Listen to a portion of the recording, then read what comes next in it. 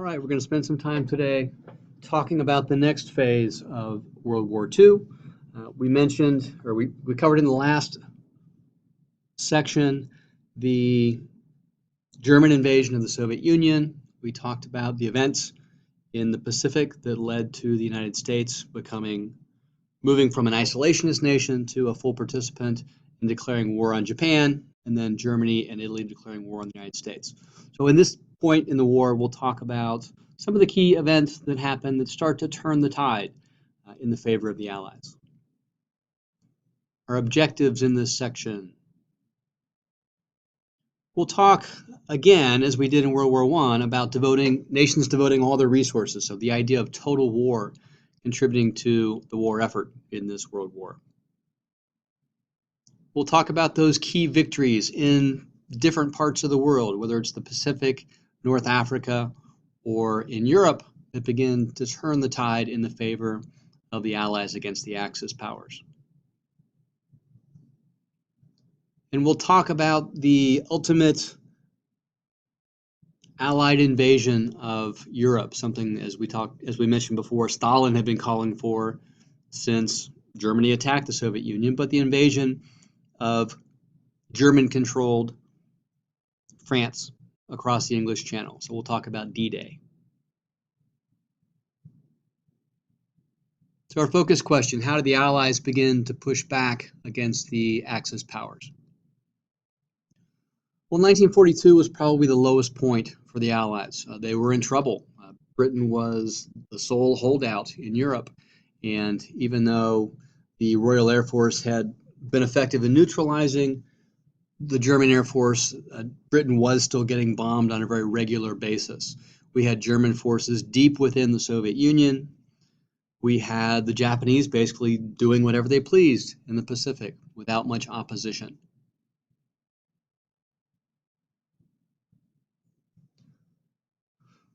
As the result of a few key victories in each theater, we start to see a change of the tide of the war, where American forces have some success against the Japanese Navy. We have the Soviets able to stand up to the Germans in the Soviet Union, and Allied forces having some progress against the Nazis in North Africa. But first, let's talk about this concept that we touched on in World War I, the idea of total war, nations using all of their resources for the war effort. In the United States, money was raised by selling war bonds, and we had celebrities doing newsreels, we had celebrities traveling the country, lending their name and their fame to raise money for the war effort. We also had the government step in and regulate prices. Again, the government is going to take on a little bit more of a command economy mode in wartime so that they can assure that the resources are going to go to contribute to the war effort. The government also stepped in and ordered factories to shift from producing consumer goods, so washing machines, refrigerators, and automobiles, and instead retool their factories and focus on building those materials that are needed for war: airplanes, tanks, guns, boats, submarines. It really is a monumental shift in economic production. Rationing was also something that the American public experienced during this time. So you could only buy so much cheese, you could only have so much milk, so much meat, so many gallons of gasoline. Americans learned, and this generation learned, to live with less because, again, all this, as much as possible, had to be focused on supporting the war effort. And it's worth noting that even though, as we talk about the Great Depression and we talk about Roosevelt's programs intended to pull the United States out of the Great Depression, that does have some impact. But the basic question of how does the United States pull itself out of the Great Depression, it's going to be the war effort. It's going to be retooling of the factories to contribute to the war. So war production puts people back to work, brings the economy back to a level of stability, ends the Great Depression. It may surprise you that in wartime, the government also is willing to limit what we would consider some basic rights, things that certainly in peacetime we would not tolerate. But to some degree, the government controlled what was able to be printed in the press and on radio and in the newsreels. As you can imagine, the military didn't want any information out there as to where troops were or where troops were going or what plans might be. And to some extent, the news was censored with news coming back to the United States because you wanted to make sure that you kept public morale high. So news of casualties or possibly bad news might be censored. After the bombing of Pearl Harbor, there was significant prejudice and mistreatment of Japanese, especially on the West Coast, but to a certain extent, Japanese across the country. Many Japanese lost their jobs because of prejudice, lost their property, and in many cases, their civil rights. The biggest part of that being Roosevelt authorizing the military to basically do what it needed to do domestically to limit any kind of dangerous risk. So one of the things that the military did was rounded up Japanese Americans, and again, these are American citizens of Japanese descent, in some cases, in many cases, second generation Americans. But living on the West Coast, they were deemed to be a security risk, that they might collaborate with the Japanese and facilitate some kind of Japanese invasion. So they were rounded up on the West Coast and forced to live in internment camps. And these were a little more inland in the Plain States and other areas of the West. These were not necessarily concentration camps, but Japanese were required to stay on the camps, and they became sort of self-sustaining communities, albeit without the ability of people to leave. Interestingly, many young men whose families were in these internment camps still signed up to fight for the United States in the war. Now, looking back many, many, many years later, I believe it was in the 1980s, there was a recognition on the part of the United States government and the public that this was a mistake, that this wasn't really a threat that we should go to this drastic action to prevent against, and some reparations were made to survivors and families of survivors. But again, it's a little gesture much later than it probably should have been.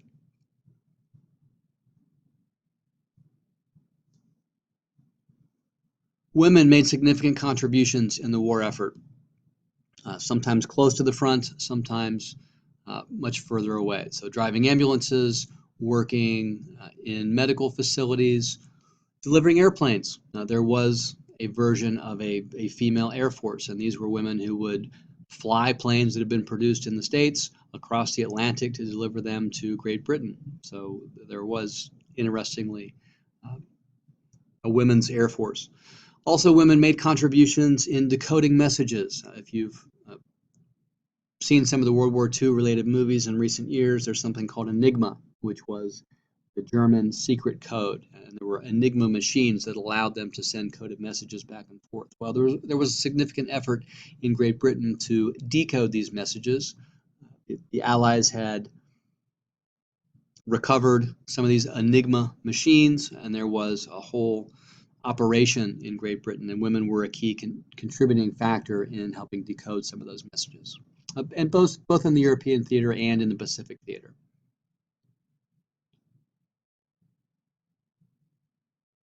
We also saw in World War II the iconic Rosie the Riveter become a cultural icon, representing women working in the factories. So as the men went off to war, the women worked in the factories, contributing to building the planes, building the munitions, and other supplies.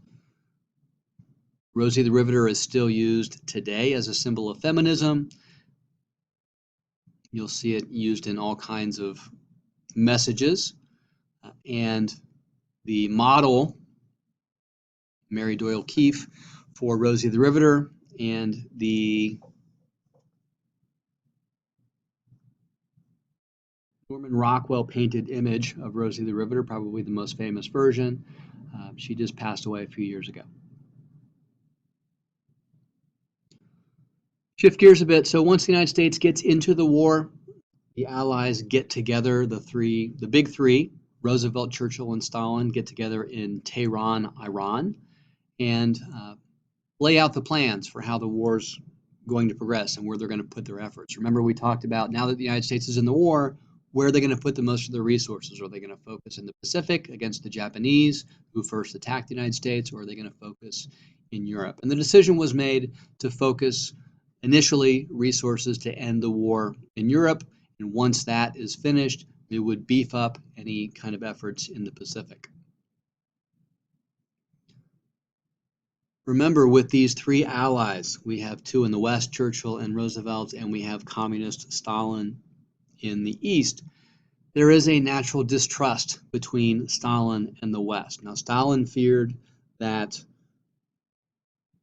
the West, the democracies of the West, Great Britain and the United States, were willing to sort of let Stalin go it on his own to some extent, and were reluctant to help Stalin in the East because they were hoping that both Hitler and Stalin would kind of wear each other down. So Stalin's message from the get-go is going to be open a Western front so that some of these resources from Germany will be pulled from the East and focused on the West. And that's going to be his mantra going forward. Now, there are some significant turning points. We're not going to talk about a lot of the battles, but there are some significant turning points in 1942-43 where the tide starts to turn in the favor of the Allies. First, in the Pacific, the Allied Navy encounters the Japanese Navy in the Battle of the Coral Sea in May of 1942. The Coral Sea, we'll see a map here in a moment, is very close to Australia, so the Australians certainly were glad that the Allies had some success in this battle. Now, in the Coral Sea, it is notable for the type of battle that it was. Now, it's a Navy battle, and obviously the Navy involves ships, but this is the first battle in which the two enemy ships, or the two nations at war, many ships, but never saw each other. So the ships don't see each other. The battle is basically fought with airplanes taking off from aircraft carriers. So it's notable in that sense. It's also notable in the sense that the Allied Navy has some success for the first time against the Japanese Navy. One Japanese aircraft carrier is destroyed, and at the very least in the Battle of the Coral Sea, the Allied Navy, mostly U.S., is able to fight to a draw against the Japanese. Now, some places you might see this as a victory. Certainly it was a moral victory, but it was the first time we've had any kind of success against the Japanese Navy. Short time later, in June of 1942, we have a very clear victory for the U.S. Navy against the Japanese. Now, Midway is a very small island in the middle of the Pacific. We'll see, it's just basically a landing strip, or a couple landing strips. But in the Battle of Midway, 4 Japanese aircraft carriers and 250 other planes are destroyed by the U.S. Navy and planes from the U.S. Navy.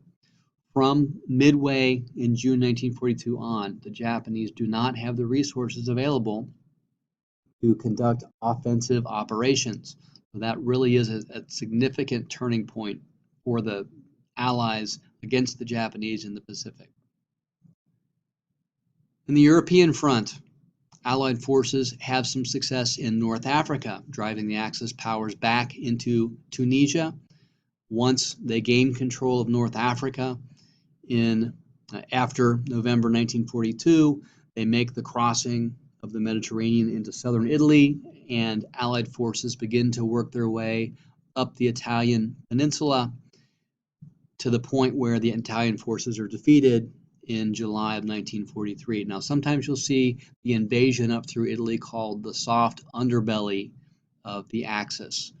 It certainly wasn't the northern France invasion that Stalin was calling for, but at least it was something that was going to draw some German attention to support Italian troops defending Italy. But Italian forces are defeated in July of 1943. So here's a picture of Midway Island. You can see there's not much to it, just a couple airfields, not much land at all, but very strategic in terms of supporting any efforts going further and further into the Pacific. Here you can see the map with North Africa, where Axis troops have been backed up into Tunisia, And then once North Africa is taken care of, they make the leap across the Mediterranean and work their way up the Italian peninsula. So here's a map of the efforts in the Pacific. So you can see the Coral Sea down there very close to Australia, the battle where we at least fought the Japanese Navy to a draw. You can see Midway right there in the middle of the screen, a little bit northwest of Pearl Harbor. Again, this is the first U.S. Navy victory against Japanese forces, and the Japanese Navy is crippled from this point forward. Shift gears to the European theater. Now remember, we left off with German troops very deep in the Soviet Union, surrounding Leningrad, almost to Moscow, and moving south to Stalingrad and those oil fields. Now, even though the winter was a significant factor and thousands of German troops froze to death, Hitler kept his troops there. In 1942, as soon as the weather thaws, he makes another effort, this time focused primarily on the oil fields in the southeast, because he's increasingly looking for more resources for his troops. They get as far as Stalingrad. Now, Stalingrad, as you can imagine, the namesake city of Stalin, certainly an area that Hitler, in the Battle of the Giant Egos, would love to control. Stalingrad, at one point, is surrounded by German troops trying to starve the city out, much as they were trying to do in Leningrad. In several different ways, Russian troops were able to break out and ultimately surround the German troops themselves. And as a result, Hitler's forces had tremendous losses in captured troops and equipment. And it's really the beginning of a turn for the Soviets against German troops. Thousands of German prisoners are captured and marched to prison camps in the east. From hundreds of thousands captured, only a small number of them will eventually ever make their way back to Germany. Most will die in prison camps. So the Battle of Stalingrad, a turning point against the Nazis in the Soviet Union.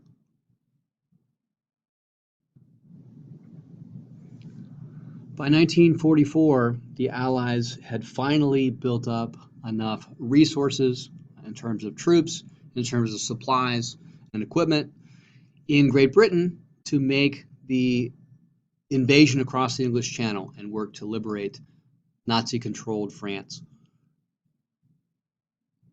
As you can imagine, the United States comes into the war in 1941. It takes a long time to get all of those supplies across the Atlantic and build them up in the southern part of Great Britain in order to make this attack on the European continent. In the next slide, we'll talk a little bit about some of the deception that happened, trying to fool the Germans into where the attack was coming from. But at this point, let's talk a little bit about how this happened. So before the invasion happens on D-Day, we have the bombers coming to sort of soften things up if they can, trying to destroy any bridges, any railroads that would slow down any kind of German response in the northern part of France. The invasion happens, D-Day happens on June 6, 1944. Now, D-Day doesn't necessarily stand for anything, it's just the day of the invasion. It did get put off by several days because of pretty awful weather coming across the English Channel, and even on June 6th, the weather was pretty bad as well. So, Allied forces invade the beaches on June 6th. Eventually, they're able to control the beaches, climb the cliffs, and push the Germans back. Once they're able to break through the German lines, they advance very quickly to liberate Paris. By the end of the summer of 1944, Paris is free from Nazi occupation. Okay, let's look a little more closely at the D-Day invasion. As you can see, we have American, British, and Canadian troops all participating. They each have different assignments in different parts of the beach of northern France and Normandy. And each beach has a code name: Utah, Omaha, Gold, Juno, and Sword. And if you've ever seen the movie Saving Private Ryan, the first scene of the movie is the American invasion on the beaches of Normandy, and it is probably the most realistic military scene that I've ever seen. So it's pretty intense to watch. So if you ever get a chance to do that, that is pretty much what D-Day was like. I want to mention briefly, if you look here, we talked about building resources in the southern part of Great Britain, of the United Kingdom. And there was a significant effort put into deceiving the Germans into where the invasion was going to come from. Now, Hitler thought the invasion was going to come across the most narrow part of the English Channel. So if you see there where it says the Strait of Dover, the French side of that strait is called Pas de Calais. An effort was made to convince Hitler that that is where the invasion was going to come. So there were orders and there were messages that were sent out over radios. There were inflatable tanks and planes and things meant to deceive any kind of German spies to thinking that that's where the troop buildup was going to be. The effort was successful to the point that even after the Normandy invasion is happening, Hitler still believes that the Normandy invasion is a distraction and that the real invasion was going to come across the English Channel there at Pas de Calais from Dover. As a result, Hitler left a significant portion of his troops in northern France there at Pas de Calais to defend against an invasion that ultimately was never going to come. So what might have happened if Hitler had moved his troops up there at Pas de Calais down to the Normandy beaches? It would have been much more difficult for the Allies to make land, but a very successful deceptive operation for the Allies. We do have a local connection to the invasion of D-Day. Now this is a famous picture that was taken after the Allies had secured the beaches and they're bringing supplies across the English Channel. Here they're marching out of the beach area to the mainland. And if you may have heard this story before, but Miss Turner looked at this picture and her family and they thought, my goodness, that soldier that's looking at the camera looks awfully familiar. So they did some more research and got some very detailed versions of this picture and determined that this was her father who had participated in the D-Day invasion. She loves to talk about it, so if you get a chance, ask her. She will give you more details. But kind of nice to have and amazing to have a local connection. If you look at the numbers from the D-Day invasion, again, we had U.S., British, and Canadian troops. The beaches that the United States came across and tried to secure were the most dangerous beaches. The beach was very long. There were German fortified pillboxes with machine guns up on the cliffs, and it was very easy for them to just kind of pick off the soldiers as they jumped out of the ships and stormed the beaches. So significant casualties for the U.S., but certainly some for Britain and Canada as well. Many, many stories, heroic stories from the D-Day invasion.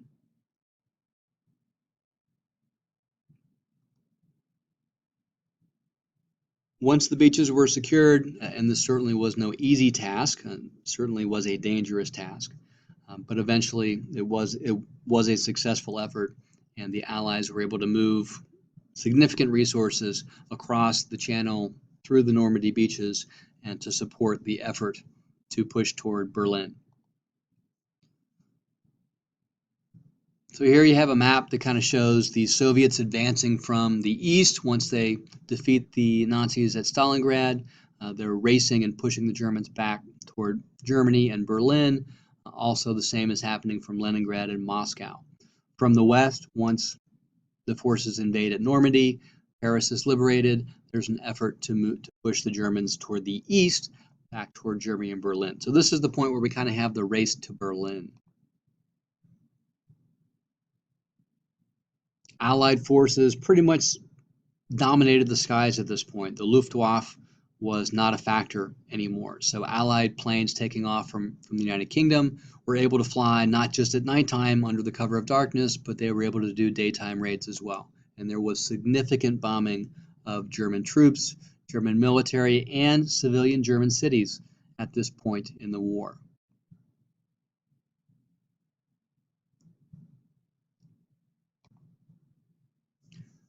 Hitler makes one last stand with a significant number of his troops against advancing British and U.S. troops in the West, and this is called the Battle of the Bulge. We'll show you a map here on the next slide to help you understand why this is called the Battle of the Bulge. The Battle of the Bulge is a last stand, as I mentioned, and even though there is some advancement made by Hitler's troops for a short time, eventually the numbers are just overwhelming, and the Allies are able to push the Germans back and make up any gains that were lost, make up any losses that were gained by the Axis powers, and pushing them back into Germany. By early 1945, it's pretty clear that it's just a matter of time until the German troops are defeated. So here's a close-up of the Battle of the Bulge here in the Ardennes, and you can see the green line there is the progress that was made by German troops, but eventually the U.S. Army, U.S. military is able to push them back deeper and deeper into Germany. So in February 1945, as the tide of the war has turned, the big three get together again, and this time they meet in Yalta, and they're going to talk about what the post-war world might look like and how they're going to wrap things up. Now, I want you to notice in this picture, you have Stalin, certainly you have Churchill, but you also have FDR. And FDR at this point is looking very frail. He's not very healthy. As a matter of fact, he's going to pass away in just a few months after the Yalta conference. So he's certainly not at his strongest during this conference. Now at this conference, as the Soviets have moved across what had been Poland and even into Germany, Stalin insists that the Soviets be allowed to control Eastern Europe even after the war. Stalin has been invaded now twice in the same century, and he wants to have some buffer, some protection. FDR and Churchill, as you can imagine, want these countries to have the ability to determine their own future, so self-determination. So there's going to be this contention: do the Soviets occupy it, or do we let these states decide what they want to do for themselves? The decision was made, and there's certainly some controversy about this decision, that in the short term at least, Stalin can control this territory, but he has made a promise that there will be free elections at some point down the road once things settle down, and these countries can determine, these people can determine for themselves what type of government they want to have and establish. We'll see at some point later that Stalin doesn't follow through on these promises, but at this point at Yalta, that's the decision that's made. The Soviets also agree that once the war finishes in Europe and the Germans surrender, that the Soviet Union would jump in and help in the war effort in the Pacific against Japan. Because remember, the Soviet Union is a very large country. It has territory very close to Japanese-held territory in the Pacific. So within 3 months of Germany's surrender, the Soviets are going to step on board and help against the Japanese. And this is a promise that Stalin does hold and does keep. We also agree, and this is not insignificant, as once Germany surrenders, German territory is going to be divided on a temporary basis between the victorious Allies into 4 zones. So there will be a British zone, a French zone, now that France has been liberated, a United States zone, and a Soviet zone. Again, these zones are meant to be temporary, to provide some stability as we transition into a post-war Germany. We also are going to divide into 4 zones the capital of Germany, Berlin. Now, Berlin's in the eastern part of the country, but that city itself will be divided into 4 zones. And we'll talk in more detail about that in the post-war sections. But just remember at this point, each Allied military is going to occupy a temporary zone in Germany. All right, our terms for this unit: Rosie the Riveter, aircraft carriers, significant part in the battle in the Pacific. Dwight Eisenhower leads U.S. troops in North Africa, but maybe more importantly is going to lead the invasion of France, the D-Day invasion. Stalingrad, the turning point on the Eastern Front. The D-Day invasion, June 6, 1944, finally an invasion of the European continent. And then the conference toward the end of the war, the Yalta Conference, where they agree that the Soviet Union is going to join the war in the Pacific. They agree that Stalin can temporarily occupy those territories in Eastern Europe with a promise of future elections. So that's this section. We'll continue the rest of this week as we talk about how the war winds down.